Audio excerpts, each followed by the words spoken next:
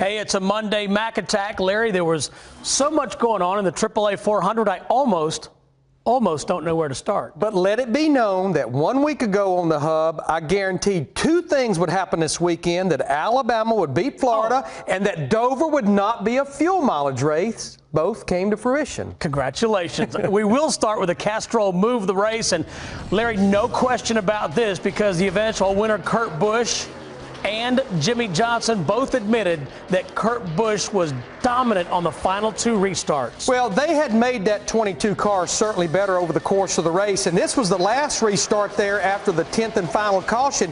Jimmie Johnson actually spun the tires right there and just could never get back to Kurt Busch. He gets his second win of 2011. I want to take a look at lap leaders because it's going to help us put in context the entire race. You see Kurt Busch, Jimmie Johnson, and Carl Edwards. Kurt Busch led 90, Jimmie Johnson 157, and Carl Edwards 116, so a combined 363 of the 400 laps.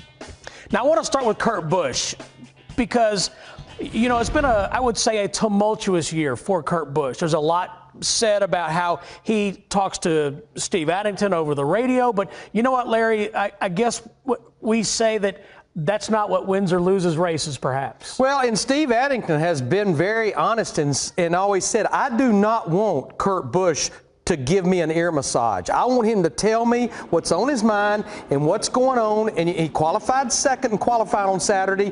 And even though they led some laps early, they didn't have that car exactly where they needed to have it. They kept working on it, and they got it at its best at the end of the race when it counted with those two restarts. But the thing I never heard documented is, yeah, it's his second win of 2011, but that's Kurt Busch's first oval win in almost a year and a half in a points race. You have to go all the way back to the Coca-Cola 600 May of 2010 because his one other win this year was at a road course. By the way, we go to Kansas. He's really good there. He'll be bad to the bone there. He and his teammate Brad Keselowski. Well, Jimmie Johnson, you saw the laps led, a dominant car for a lot of the race. Jimmie admitted it came down, Larry Mack, to those final two restarts.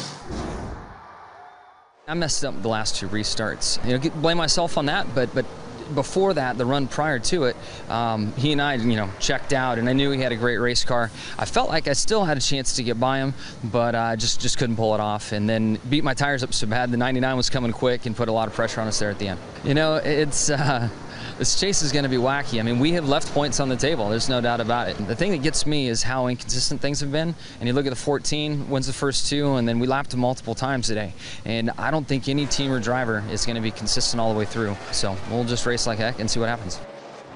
Larry, I was watching you guys doing qualifying at Dover, and Jimmie said, everybody's talking about us being off to a slow start. We're not. We're actually running pretty well, and they showed it again. Well, yeah, he had the 10th place finish at Chicagoland when he ran out of fuel on the last lap. 18th finish at Loudon with him and Kyle Busch getting together, and, of course, second yesterday.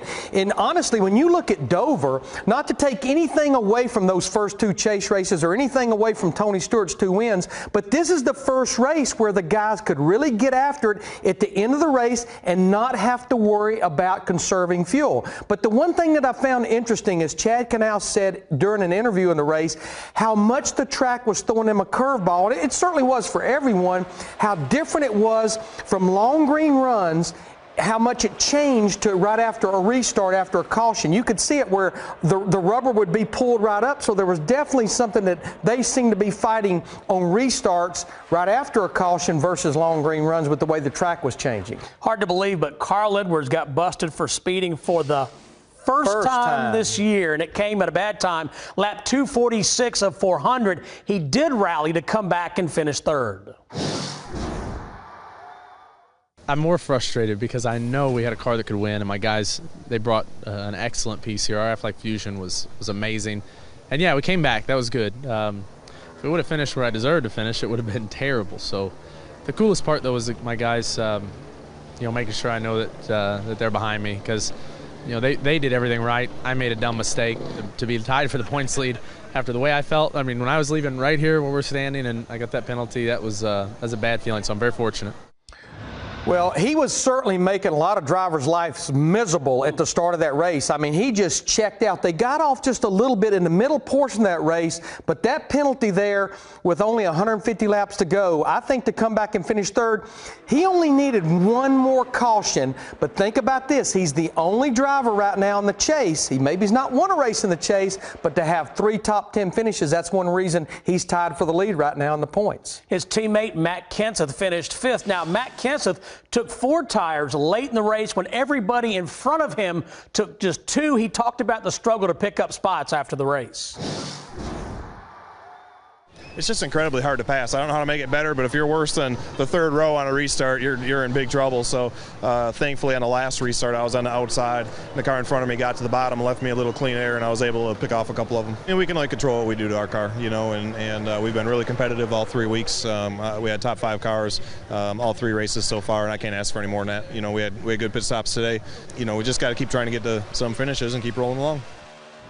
Larry, listening to the radio chatter between he and Jimmy Fennig, the crew chief, Matt was fairly pessimistic that with 4 tires they had made the wrong call. Ironically, in May, they took 2. Why did Jimmy change up? Well, and Matt even said, we set the benchmark in May. Everybody paid attention to what we did. And, yeah, we had at least 8 drivers that went with just 2 tires on that caution with about 50 to go with 50 laps on the tires. But I think at first, no question, Matt Kenseth questioned the call that Jimmy Fennig had made there. But he said in his post-race interview also, when I looked at the scoreboard, knowing that we didn't have quite as good a race car as we had in May, and I think that's what Jimmy Fennig based his decision on. He said, honestly, he looked at the scoreboard. He said, I think we got all we could get with the race car that we had today. I think he ended up pretty happy to finish 5th. Happy to move on to Kansas with the top 5.